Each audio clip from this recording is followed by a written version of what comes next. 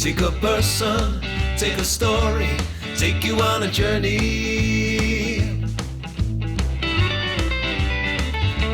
It's your take.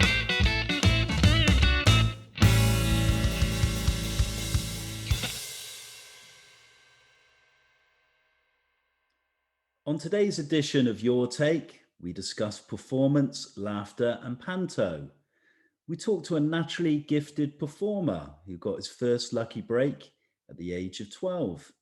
His career has so much range and variety: music, the cabaret scene, comedy, and a pantomime favourite. He's performed for the Queen at the Royal Variety Show, appeared on the Jonathan Ross Big Talent Show, and Des O'Connor. He's held the title of Panto Man for over a decade, sharing the stage with Barbara Windsor, David Hasselhoff, and Henry Winkler. He also helps young performers build their confidence and skills with his confidence through comedy programs he runs. I'm joined today by a former Bristol resident, comedian, and entertainer, Andy Ford. Good morning and welcome to Your Take. Hello, James. How are you, mate? Okay? I'm very well. Yourself? Yeah, proper. Proper, as we say down in the West Country. I'm proper Gert Lush today. Good and proper. Our 10th guest on the programme. Not a Bristol resident any longer, but we've had a few Bristol residents on the show previous. All right. In the guise of George Ferguson, Natalie Fee, and a songwriter who lived in Bristol for a short time. We're going to go over your career. We're going to talk about performance, comedy, your life. But I kind of wanted to start very much from the beginning. Going back to 1957, long time ago. Just wanted to find out a little bit about what family life was like growing up in Britain during that time, and just a bit of character reference about your parents. Who were they as people and your relationship with them? Right. Well, I was born in 1957 in the fair city of Exeter, mostly because I wanted to be near my mum. And I went to school at Whipton, Barton, Infants, and then on to the junior school. Whipton is like a little suburb in Exeter. And I had a really happy childhood. For some reason, I had a performance gene, and I always wanted to make people laugh. And I did shows in the back garden and stuff from the age of 5 and 6. I mean, on a Sunday night, for example, with my auntie and uncle came round, and we had a bit of tea. Mum and dad did some tea. After tea, me and my cousins would go out into the kitchen and prepare a little show, and then come in the front room and da-da and do something. I don't know why. I know that my dad loved his singing. They call him a pub singer now. But years ago, James, when there was just a piano in the pub, people would gather around the piano and sing. And that's where he learned all his old songs, I'm assuming from his parents. His mum, my Granny Mockford, she loved to sing as well. And she sang in little troops, nothing professional, but, belonging to a club or something. They'd get little concert parties together. So she loved to do that. My dad got the bug from her, I would imagine. And I found out later in life that my gran on my other side, my Granny Willis, my mum's mum, she also had a lovely voice. So I think I was blessed, really. And my mum played the piano, never taught, made it up as she went along. But we used to sit around the piano in Whipton and sing songs with her. So I suppose the idea of performing and making people feel good and entertained has always been there, really. And my dad was really supportive. So performance and creativity, it seems that it was very much in the family from your early years growing up, all these influences and inspirations. And I always wanted to do it, mate. I don't know why, but that's all I ever wanted to do in my life, was to make people smile and entertain. They say sometimes that comedy gets you out of being bullied, and I wasn't I wasn't a strong child in as much as all the other kids were scared of me, looked up to me. I tried to make girls laugh so that they'd like me and all that sort of Always a thing. good So I point. did all those traditional things, but it never went away. It just got stronger the older I got. I'm amazed that as young as the age of 12, you perform your sort of first professional paid gig. Can you tell me what the gig was and how did it come about? And were you kind of forced into this by your parents, or was it something that you just wanted to do naturally? Never, never forced into anything. My parents, I mean, I was the head choir boy at St. Boniface Church in Windsor and Exeter for quite a few years. And my uncle Egger got me a banjo. I'm not sure how he got hold of it, but he got me a banjo. And my parents found out through one of the guys at the church in the church choir that he played guitar, and they asked him if he'd teach me banjo. So he learned how to play the banjo so he could teach me how to play the banjo. My parents paid for a couple of lessons. I don't think he charged them much, and sometimes they do him a tea as part payment, you know. So yeah, that was from about the age of 10. I was learning banjo. And then when all the other lads and girls up the road were out to the disco on a Monday night at St. George's Hall in Exeter, I'd be up in my bedroom with my banjo and Dad would be teaching me all the old songs. And I loved it. And the Wurzels songs, Edge Cutler and the Wurzels came out around now. I was born in 57. So when I was 10 in 1967, I was 10 in 67. And that's when Edge and the Wurzels sort of first came out. So I became a fan then. So I was singing the old songs my dad sang when he grew up and the Edge Cutler stuff that was around then. And my dad was a postman. And every Christmas Eve, after they only did one delivery on a Christmas Eve, every Christmas Eve after their delivery, all the postmen would gather at a social club in Alphington and Exeter. And one of the postmen was called Les Chadwick, and he had a guitar. And they'd all do a sing-along every Christmas Eve. And they'd heard about me with the banjo. So they said, bring Andrew along and see if he wants to join in. So this was like the biggest thing ever. This is about 2:00 in the afternoon. Anyway, so I had my banjo. I only knew about 5 chords, but enough to get by. And Les was singing songs and I sang along with him. Then they let me do a couple of songs and I really got into it. And the concert secretary, the social secretary from the club, was watching all this. And he said, do you want to do a spot tonight? I said, what, by myself? He said, yeah. He said, I think you're really good. So I went, yeah. And I got paid £3 that evening, my first solo gig.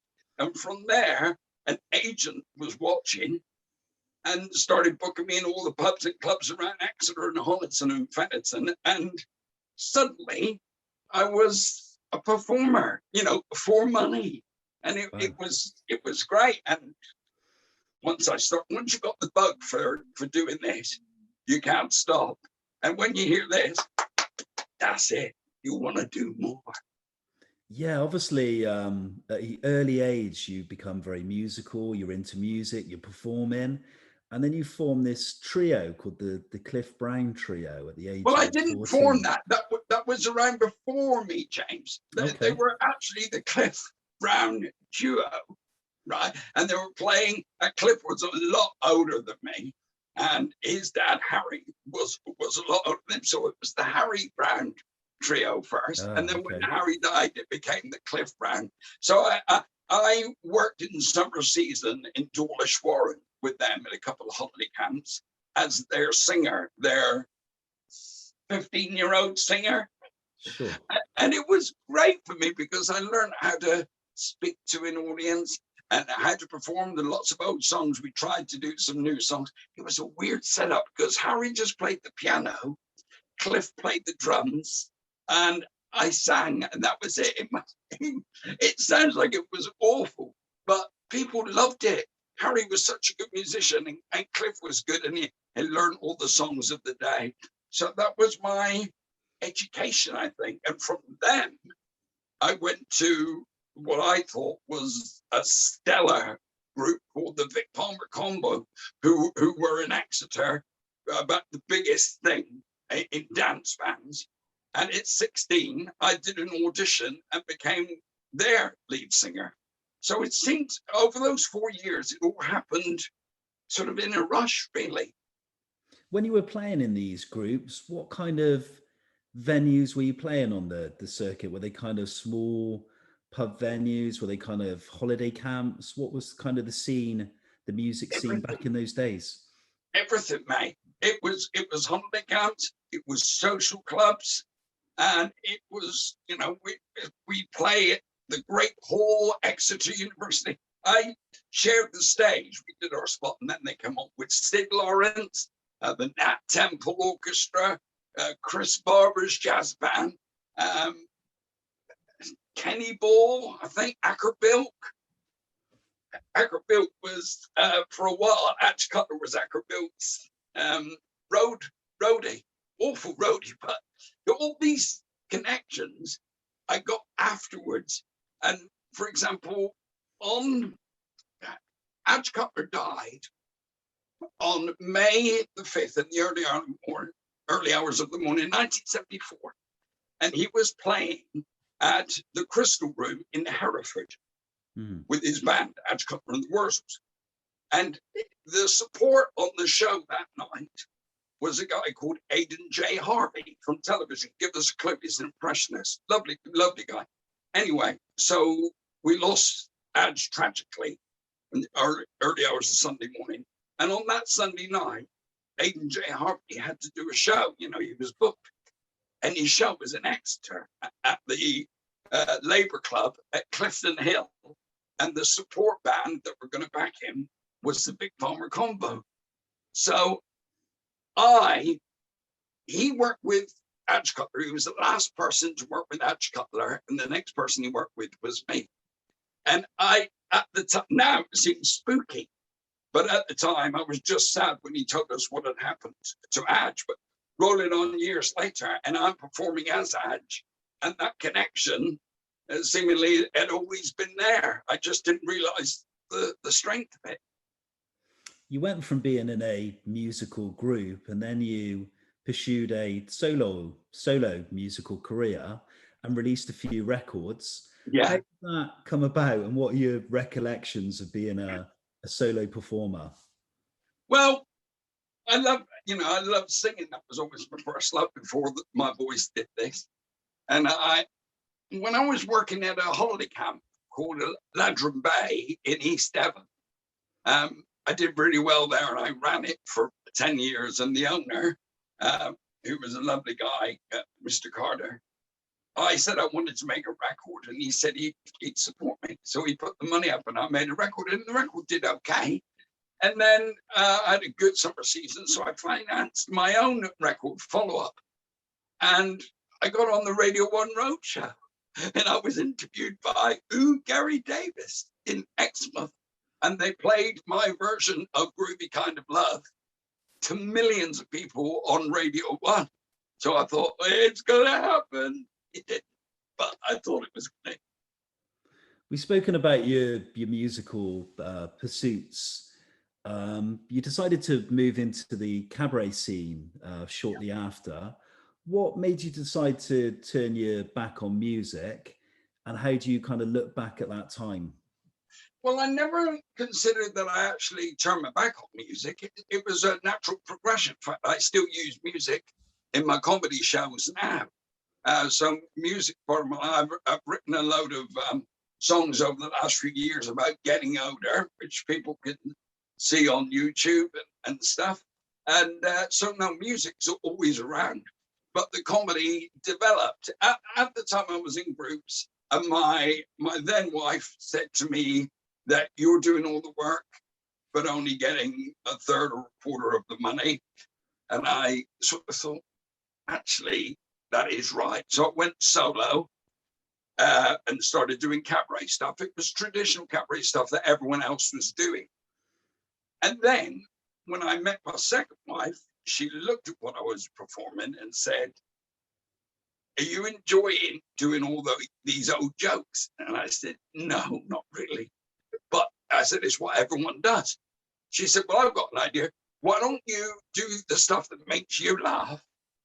Wear the clothes that you should be wearing at your age. Not, I was about 34 at the time, and I was wearing a tuxedo and a trophy hat and singing New York. And so anyway, I reinvented myself, James. Basically, that's what I did.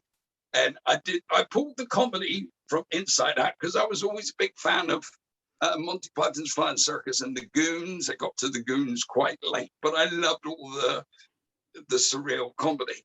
So I pulled all that out and reinvented myself with freneticism and naivety and surrealism. And the upshot was, I think I became a much funnier comedian, but no one wanted to book me because it wasn't the same thing that everyone else was doing. But we pursued, and eventually Shell put a little video together of clips of my silly stuff, and we sent it off, and we got the big talent show, and then the world changed. The reinvention into comedy has been extremely successful for you. You've been rated as one of the top class British comedians. But I wanted to ask you, how would you describe your style of comedy and your kind of comedy delivery? Right. Well, I like to think my humor is clever and not just knee-jerk basic. People have to belly laugh at it, but I tend to, the thing I tend to do if I'm writing a gag or something funny comes to me while I'm speaking, I tend to forget the first thing that comes into my head and use the second thing, because the first thing is normally the thing that everyone else thinks of. So I just try and hold back a second and say, no, instead of saying I'm tired, I'll say I'm slightly fatigued, which is the same thing, but it just puts a different spin on it. So basically, I'm very proud of being different to everyone else. And so, yeah, my comedy basically just comes around. A manager I had gave me a great word, which was lovability. And I think that's why I've been so lucky and successful with pantomime, is because my comedy is vulnerable. It's not, inverted commas, smart ass. People can laugh at me and laugh with me, but I'm vulnerable. I never get the girl in panto. If I'm doing a gag that the parents can laugh at, I keep the kids entertained by tripping over at the same time. So I'm playing to the same audience with different material at the same time. So learning those skills was a blessing. And I think without all the band stuff that came first, learning how to talk to an audience, it wouldn't have developed in that way. But I like to be everyone's friend. I'm not there to offend people. Some comedians do that brilliantly, and I love them. That would never work for me. And my mum would kill me if I swore on stage, by the way. I'm always interested to ask performers where they get their inspiration from for writing. We spoke to a songwriter recently, and I was intrigued to find out his source of inspiration for his songs. And same question for you, really. When you're coming up with funny scenarios or comedy gags and you're having to write new material, where does that come from? Does it come from personal experience? Does it come from someone you maybe met on a bus ride or a taxi driver you spoke to? Where do you get your kind of material from? I think it's all of the above, really. I think it's what you've done in life, what you remember, what worked before, how it would work now if you tweaked it and modernized it. That's the difference between, they say there's an algorithm now for comedy, how to write the perfect joke, etc. But if you take humanity out of anything, you can't relate it to another human being. I think comedy comes from life experience and attitude, POV, personal point of view, all that stuff. It's like a blender, really. You check your life experience, your comedy heroes in there, your favorite jokes, the personality you want to, you blend it all together, and out comes this comedy. I've been writing some new material for the Drink Up Thy Cider, which is a musical I'm doing this August about the life of Badge Cutler, and I'm writing some more comedy in it. And I've used experience of gags I knew before, but I've brought them into the modern age, not too modern because the musical is set in the 60s and the 70s. But I just pull on it all and throw it at the wall, see what sticks, and then I pick the best bits and use it. And if it doesn't work a couple of times, I tweak it. And if it still doesn't work 2 or 3 times after that, it goes in the bin.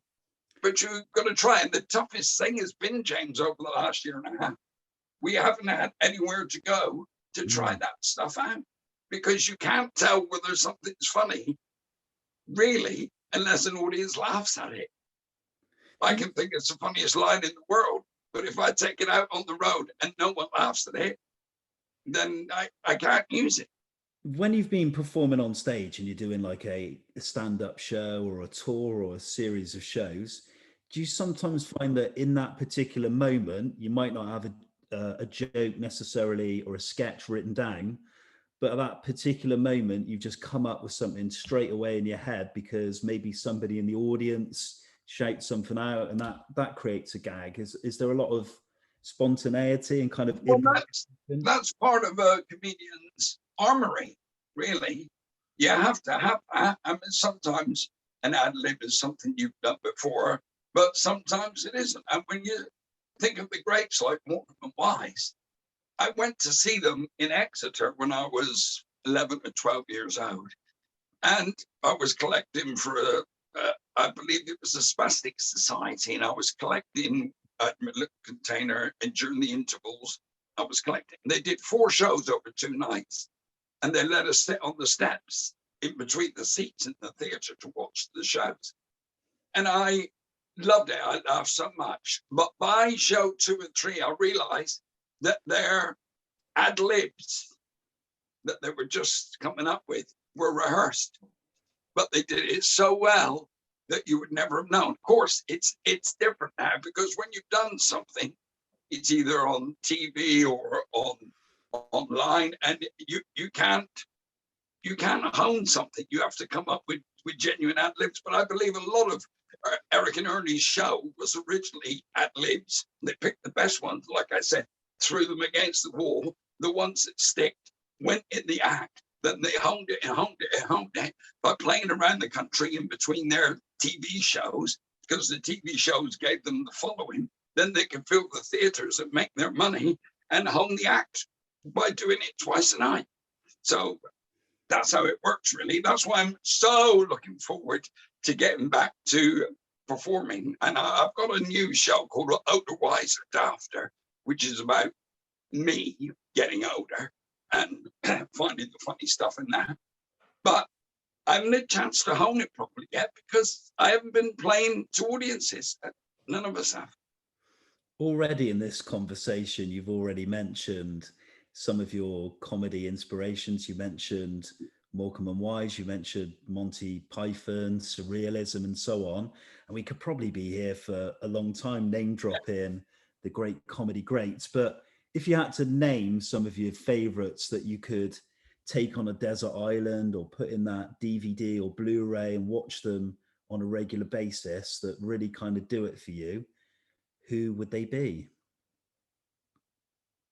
Eric and Ernie, Tommy Cooper, because I'm old, so a lot of these references are going to be fairly out.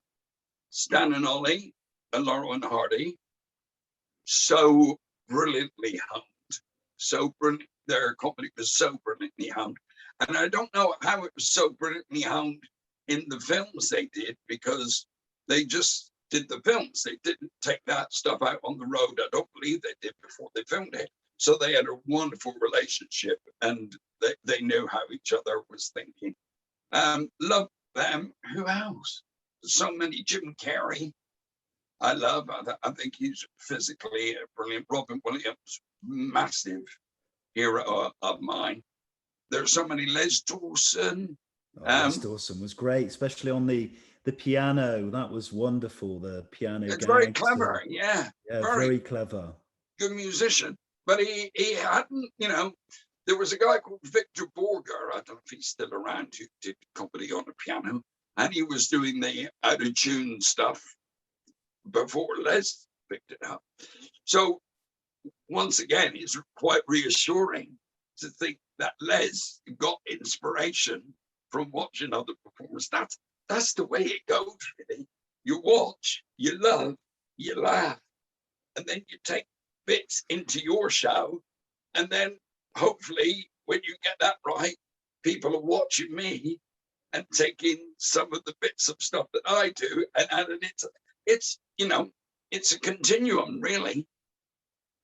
My next question was, if I was a young person looking to hone my skills in comedy and make a career as a comedy performer or a stand-up, what would your advice be, and what for you makes a good comedian? What attributes do you need, and what skills do you need to develop?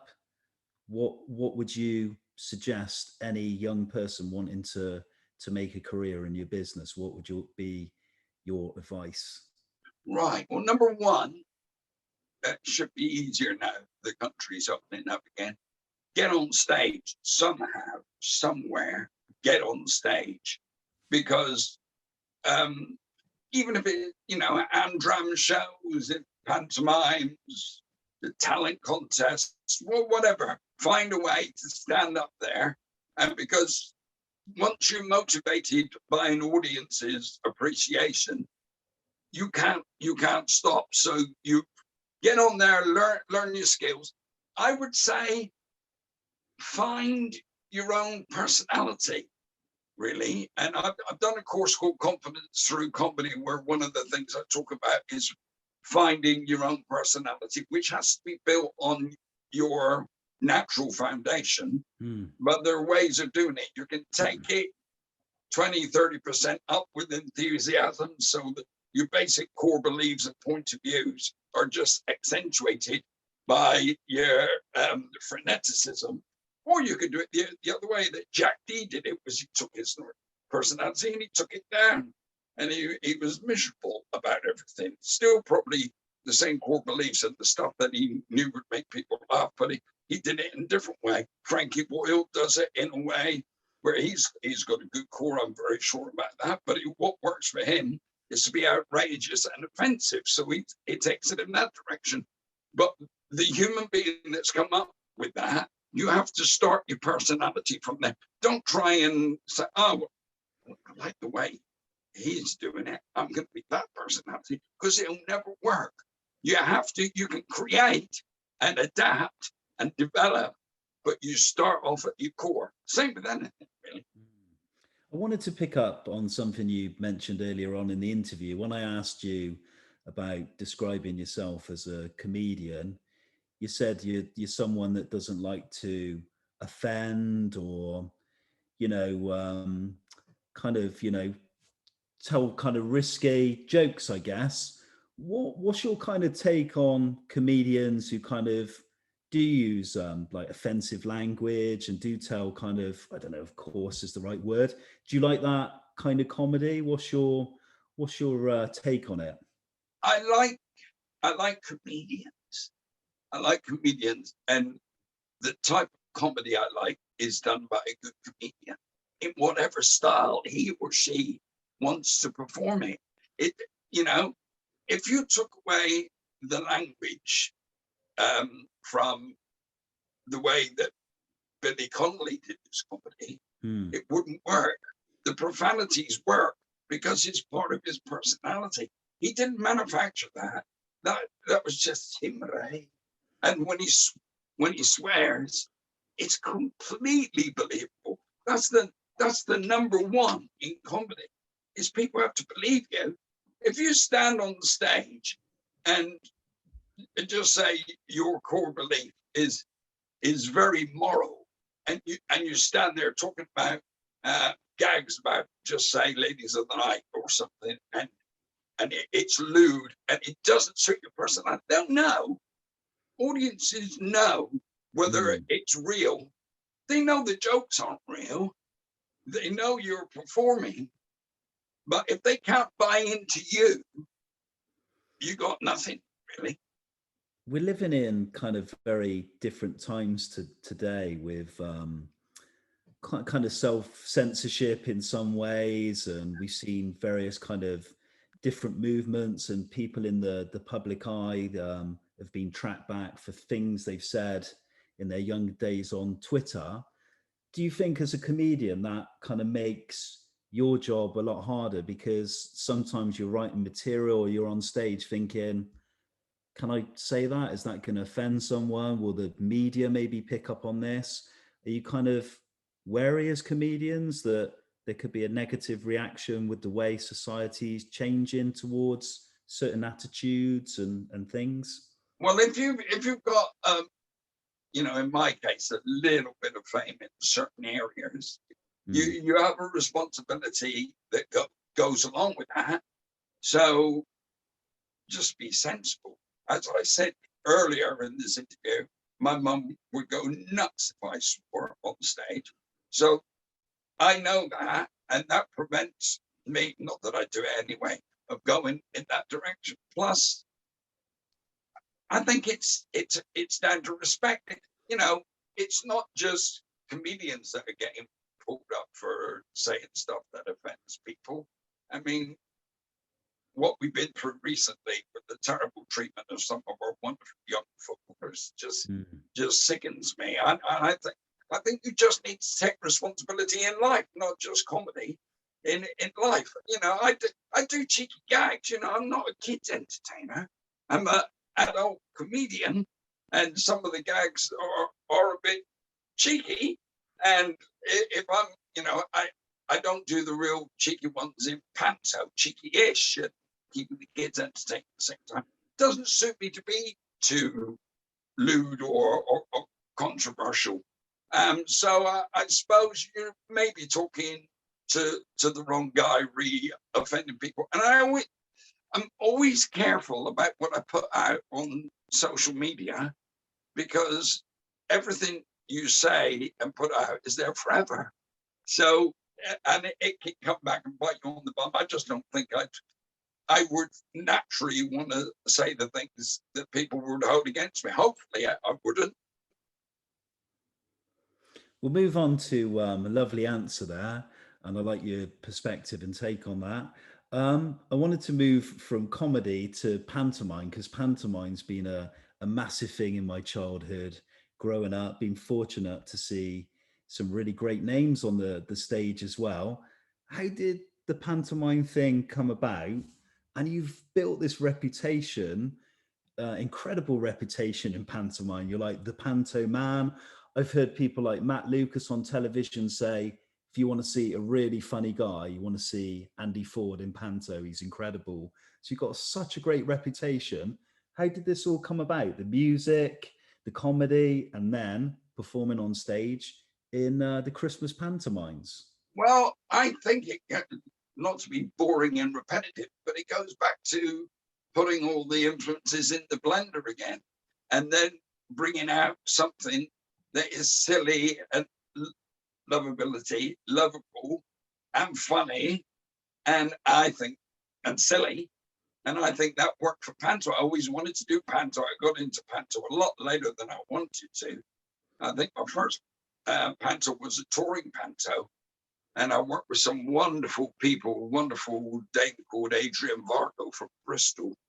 And we became really good friends. And he was a wonderful, wonderful man, lovely to me and my wife. And so I learned at his knee really how to perform pantomime. And it's once again, it's all the experience. When you're ready, you jump to the next stage.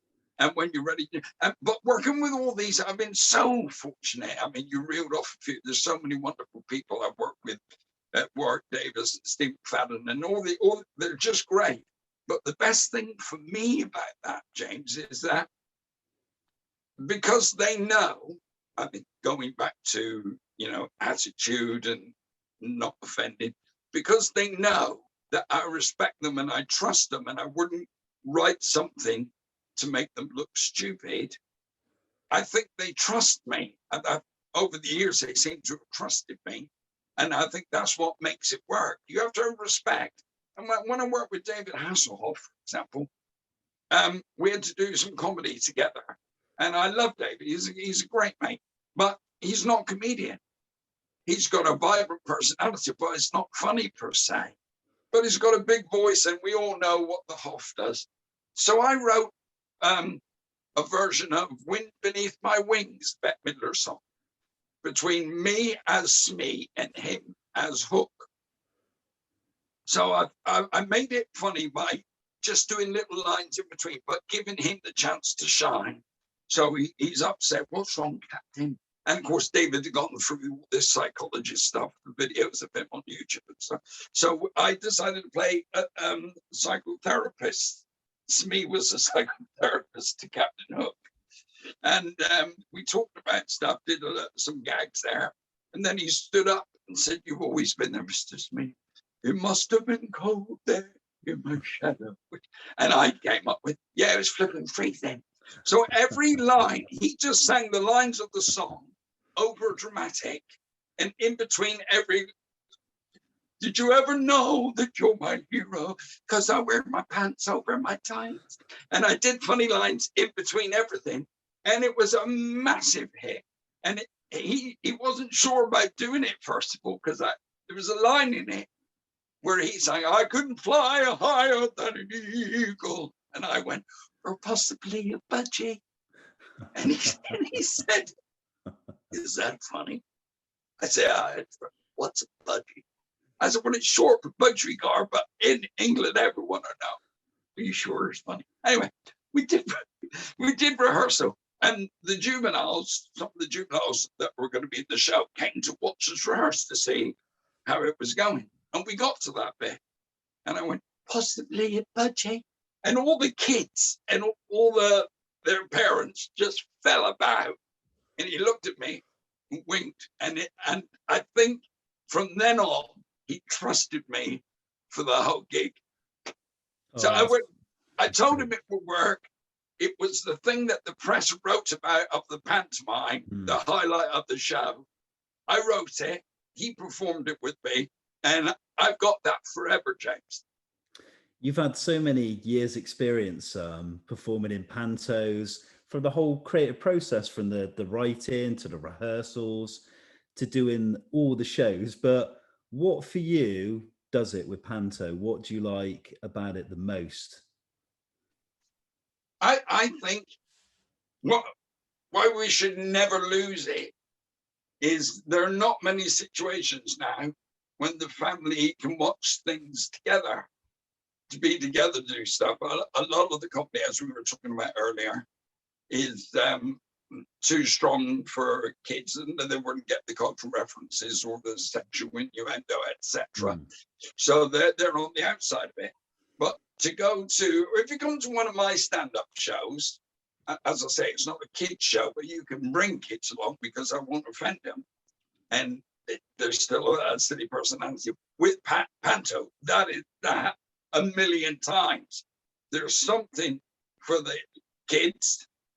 There's a personality from pop music or children's TV there. There's all the silly stuff. There's the comedian, usually a local comedian that can do all the funny local references. You got stars on stage, you've got music, you've got comedy, you've got audience participation. And that it's the only genre that does that. And it's so important that we keep hold of it, because I know it's been said a million times, but it's the first experience for a lot of kids in the theatre. And if they think, wow, I want to come back and see some more, therefore, our business survives.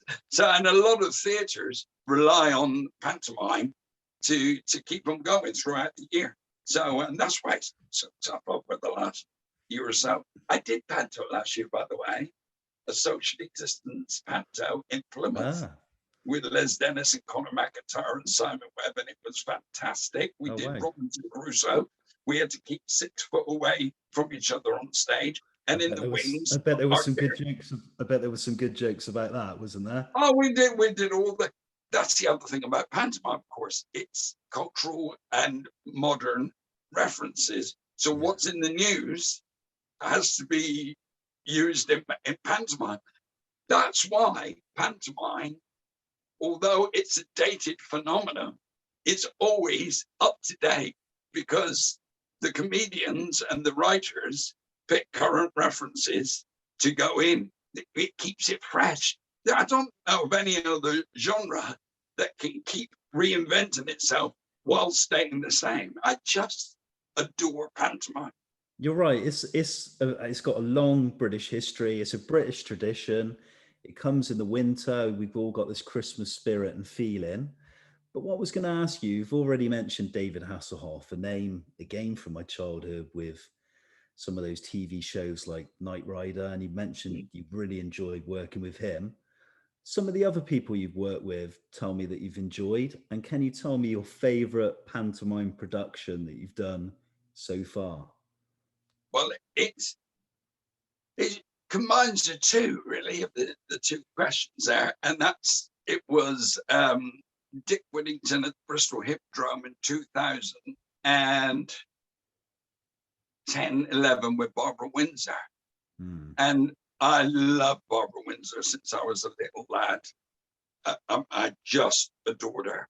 And when I did a lot of TV shows with Des O'Connor, and there was a show called Des and Mel on during the days.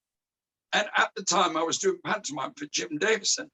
And he rang me and said, Barbara Windsor saw you on Des and wants you to be her Buttons in Cinderella in Nottingham. What do you think? I went, yeah, of course I want to do that. And she was ill that year. She had an illness that prevented her from working. And it never happened. But her husband worked for the company I was about to start working for, First Family, who no longer exists, but I've worked for them for many years. Her husband, Scott, told me that Barbara said, if she's ever able to do pantomime again, at the end of the run of EastEnders, that was her chance, she wanted me to work with her. So moving it on to 2010, Barbara came out of EastEnders, and she had two main clauses in her contract. One was a brand new sparkling set in Bristol, and two, that Auntie Ford was a comedian. I was actually written into her contract. Oh, wow. And yeah, I was in awe of her, but we developed a lovely relationship, so friendly. I mean, my dressing room backstage at the Bristol Hippodrome was right next to hers. And she'd come in and we'd sit on my sofa, this is pre-show, and she'd tell me all about the Carry On films, Frankie Howard, Kenneth Williams, blah, blah, blah. And it was, she was so lovely. I loved her so much. I learned so much. In one of the scenes, I did a stand-up bit in the panto. And every night, if I looked over to the wings, she was there watching me. She watched me do that spot every night. One night she said to me, you changed the word there, darling. I said, yeah, I did. Did you think it was as funny? And I said, well, I think it worked okay. And she went, all right, darling. I knew exactly what she was. She was a hard taskmaster, by the way. But if she loved you, she loved you. And she said to me once, do you like Kenny? Kenneth Williams. I said, well, he was just the best. All right. Anyway, then over the tannoy, half an hour to a show time. This is your 30-minute call. So she went to her dressing room. I went to have a shower before the show and finished the shower, just put on some underwear. And because we're showbiz type, you unlock your door in case the wardrobe want to bring some stuff in. You don't stand out there saying, hey, look at me.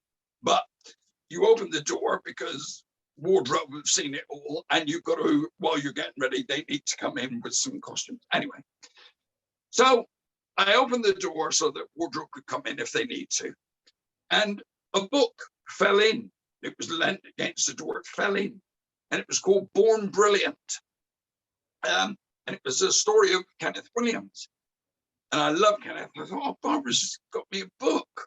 And I opened it up and she wrote the most wonderful thing. Dear Andy, I love working with you. You're one of my favorite comedians. I hope you go on to be the star you deserve, blah, blah. She wrote this. I've got it. I can't show you the book now because we're moving house shortly. So I've packed up all bios and stuff. But she wrote the loveliest thing to me. And working with Barbara Windsor, you know, they say never meet your heroes. I did. She was more than I could ever imagine. She was the ultimate professional, the loveliest of ladies, the most supportive of fellow performers on stage. And I've got that for all of my life in there. So it's a blessing. Every day is a blessing. It's great. It's very nice to hear. Beautiful experience with Barbara Windsor, and I love the carry-on anecdotes and the stories. Very clever lady. Never made a penny out of those films, you know. She never made a penny out of them. Always like Sid James as well. I got to do the Sid James laugh next to her on the stage at the Bristol Hippodrome. Yeah. And then she'd do her. So we actually recreated one of those moments from the carry-ons together on the stage. How lucky am I, mate? Indeed. You mentioned earlier on it's been so difficult for nearly the last 2 years not being able to perform, particularly in front of audiences, but you're back this winter, back in Pantomime. Can you tell us a bit about the production, who you're performing with, and if the rehearsals have gone ahead as yet? Well, we don't start rehearsing until the end of November, but it's at the Bristol Hippodrome. It's Snow White and the Seven Dwarfs. I'll be working with the lovely Lesley Joseph from Birds of a Feather, Rob Rinder, Judge Rinder, who's the man in the mirror. And it's been 6 years that I've been away from the Hippodrome because I've been doing other stuff, writing pantos and stuff, working with Warwick and Steve, and it's been a busy time. But I'm very excited about going back to the Bristol Hippodrome. I cannot wait. It's such a wonderful theatre. And to work with Lesley Joseph, I mean, I've never worked with her before, never met her. But Les Dennis, who I worked with last year in Pantomime in Plymouth, said that she was lovely. She is lovely. And he worked with her on Birds of a Feather Christmas special last year. And so he said she knows the business. She loves comedy. So hopefully we're going to have a ball together. I'm so excited to work with another British icon. I mean, every day I wake up, I'm a comedian. I have the possibility of working with my heroes. What's not to love?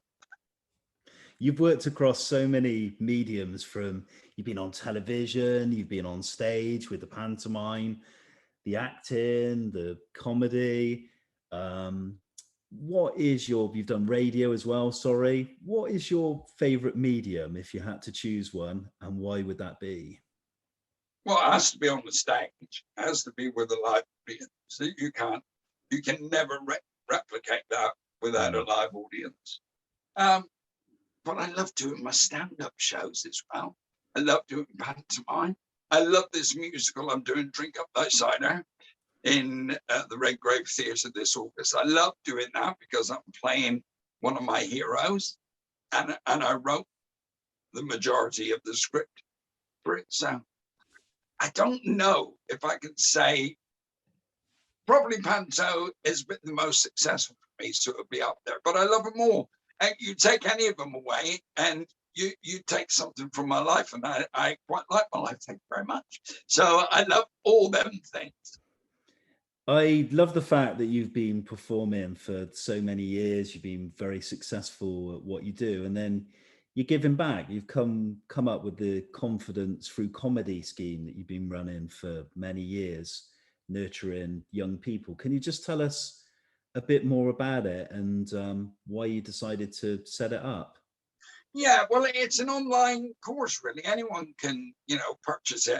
There's like 8 different videos of me teaching techniques and writing skills and ideas for performance on there, and lots of exercises for people to do to try and loosen up the funny muscles and stuff. And you have to look comedically at things. I've built it up over the years, but my first thought, remember I said you lose the first one, pick the second one, but my first thought is how something that's been said to me can be used for comedy. That's what I do. It's like a mechanic looking at a car that goes by and saying that back end doesn't sound right, because they know their job. And in comedy, your first thought is how can I make that work? But it happens in a nanosecond, because I'd like to say you've honed the skills. You hone the skills so much that it comes naturally. But to get it to be natural, you have to do exercises that I've got in this course. I mean, one of the ones I use is looking in the mirror every morning into your own eyes. Just keep staring at your eyes and talking to yourself. And that's a weird and strange thing to do. But you'll find after you've done it for a few days, you start feeling quite confident. Good morning, Andy. How are you doing? Gonna clean your teeth? Good idea, because you've got a very special day ahead.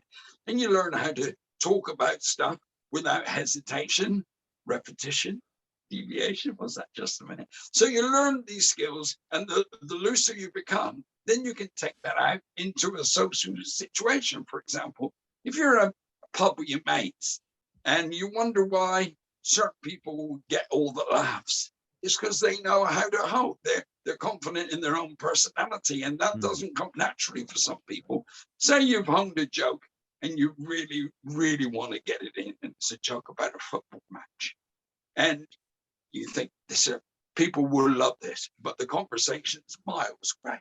Say they're talking about gourmet restaurants and whatever, you think, I've got to do this joke, I've got me busting me.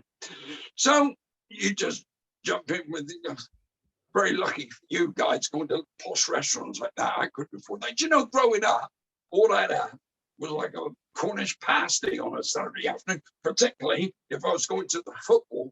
Oh, I'll never forget one day at Exeter City that you're in. You've opened the door, you started off that gourmet restaurant, and you've turned it right round to what you want to talk about. And that's a skill that comedians do naturally, but some people will have never learned how to do that. So I teach people how to do that in the course. It's just, in the end, it's down to you. And like I tell them on the course, I want you to bring out your funny. Don't be me, be you. You can't be me. I'm me. I've already got, bought a ticket and a t-shirt. So basically, it's just teaching them skills that they can use if they want to. But in the end, it's down to the individual. If you've got enthusiasm to keep practicing and take it out, and then eventually take it onto the stage, well, good on you. I just give you a little start, really. We come to that moment of the interview now. I always enjoy this part. Always interested to hear the answers from the various guests we've had. The final quick questions to end and wrap up the interview. So here we go. Question number 1. What is your favorite pastime? Favorite pastime? Video editing. Okay. What's your favorite film and why? The Jungle Book. First time I saw it with the music and the animation and the comedy, I loved it. Jungle Book all day long. Oh, and some fantastic songs in that one. Some really good songs. Your favorite novelist? I'm not a fantastic book reader, but I've read quite a few by Dan Brown, and although they're criticized by people who are a bit crass, I love them. They're page turners, so I've enjoyed reading some of those books. If you could have had a different profession, what would it have been? Well, when I was at school, I thought I wanted to be a language teacher because I love the languages. I think I love the showing off with the accent. So I think that was a kind of performance. So I thought I wanted to go down that road. I actually thought I wanted to be a vicar at one point, priest. Okay. So things change, but yeah, I would have probably gone into teaching. Who has been your greatest inspiration in life? Whoa. Whoa. Just one. Yeah, you can name a couple. That's fine. Well, mum, dad, and Michelle. My mum and dad, 100%. And my wife, Michelle, who's always, you know, since we got together, has always been there for me. My biggest critic and my biggest fan. And without mum and dad support me in the early days, I wouldn't be here talking to you doing this. So those three people, you know, I've got a wonderful family, love my kids and grandkids and stuff. But those three individuals helped shape my life. Lovely answer. Next one. Do you read a newspaper? And if so, which one? Online, I suppose. No, nothing in particular. I used to quite like reading the Independent, you know, try to be a little bit on the fence, but not so much. I do the same as everyone. You know, you Google it, it comes up as a notification what's happening in the world.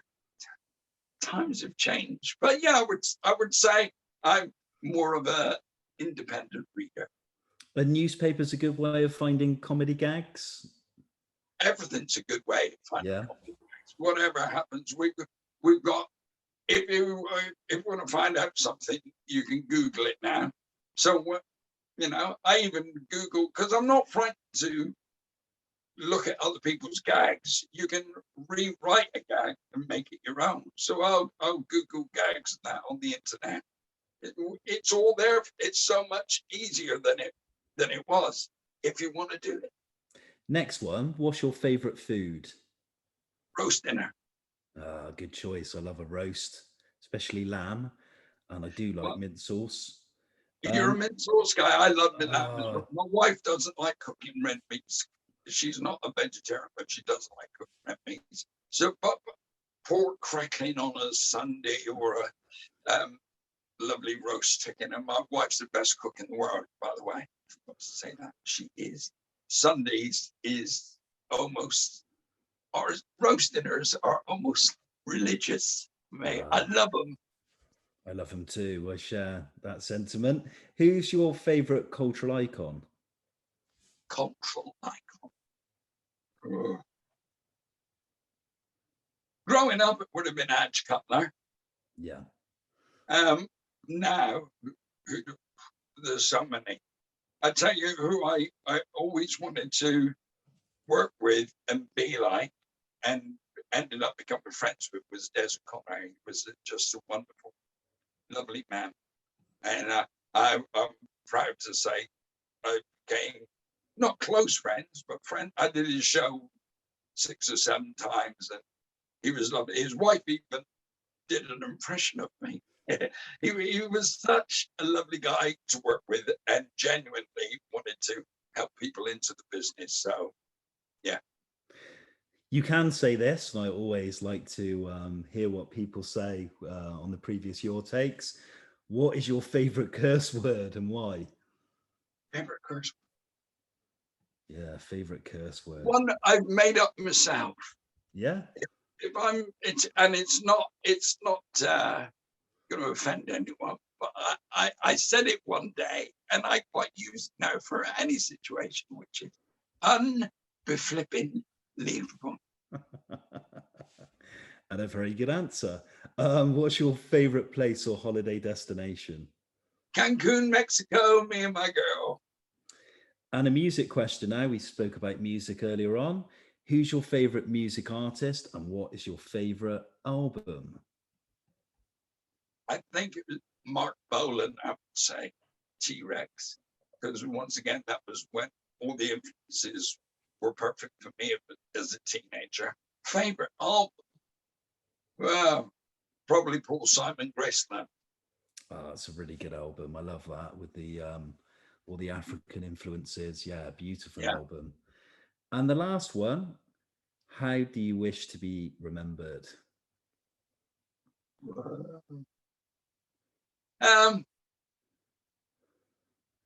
Funny, nice bloke. Loved his family. Yeah, I want people to think that I enjoyed doing this, which I do. I love the world I've created around me, and the whole thing has been a joy. Let me just do a little gag about that. I used my my dad and his two mates in old age sitting around saying, when you're lying in your coffin, mate, what do you want your family to say about you? You say, I want them to say he was a good father and a good granddad and he loved his family. What about you, George? Well, I want him to say that he respected and treated his wife with love all her life. And what about you, Ern? What do you want to hear him say when you're lying in the coffin? He said, I think I'd like to hear him say, oh, look, he's still breathing.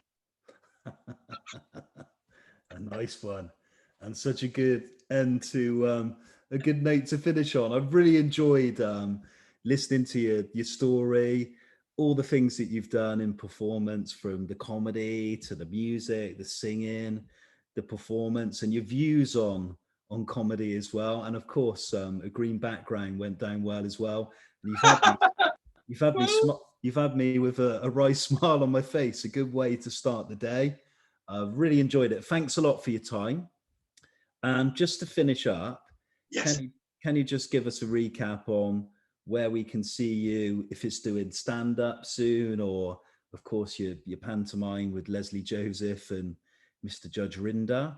If you could give us the details, and how can we find out more about the great Andy Ford? Well, it's very nice of you to give me this opportunity. Well, andyfordcomedian.com is my website. All the stuff's on there. Follow me on Facebook, Andy Ford Comedian, on Twitter at Andy Ford Live. From the 25th to the 29th of August, I'll be at the Redgrave Theatre in Bristol, performing as Adge Cutler and Drink Up Thy Cider. On the 8th of September, I'll be back at the same wonderful theatre doing my stand-up show, Older, Wiser, Dafter. That's Wednesday, the 8th of September. And then from December the 2nd or 4th, I'll be at the Bristol Hippodrome in Snow White and the Seven Dwarfs. So I may as well move to Bristol for the rest of the year, and because I've got so much there. But yeah, so you can see me live on stage at all those shows, and I'd love to see you. Thanks for the opportunity to have a nice chat with you, James. Keep making people laugh. And thanks a lot for your time. I've really, as I said, I've enjoyed. Thanks for being a guest on Your Take, and all the best with your future productions. And yeah, all the best. Thank you kindly. Thank you, my lover.